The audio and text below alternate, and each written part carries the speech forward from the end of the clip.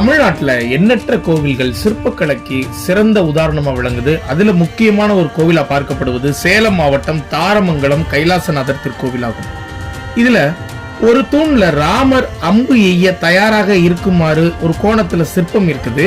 அதற்கு எதிரே ஒரு தூணுக்கு அடுத்த தூணில் வாலி மற்றும் சுக்ரீவன் சண்டையிடுமாறு சிற்பம் உள்ளது.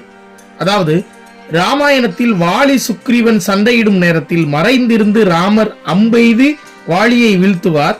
இதிலும் அப்படித்தான் சிற்பம் ஒரு தூணுக்கும் மற்றொரு தூணுக்கும் இடையே ராமாயண கதையை தொடர்பு படுத்துகிறது.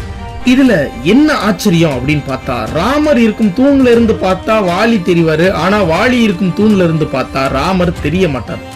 இந்த மாதிரி எப்படி செய்ய முடியும்? எவ்வளவு கலைதாகம் இருந்தா நம் முன்னோர்கள் இப்படி ஒரு சிற்ப தொகுப்பை வடிவமைச்சிருப்பாங்க. இப்படி வித்தியாசமான சிற்ப தொகுப்பை நீங்க இதுக்கு முன்னாடி எங்கேயாவது பார்த்திருந்தா மறக்காம கமெண்ட்ல சொல்லுங்க. இந்த காணொளி பிடிச்சிருந்தா லைக் பண்ணிட்டு சப்ஸ்கிரைப் பண்ணிக்கோங்க.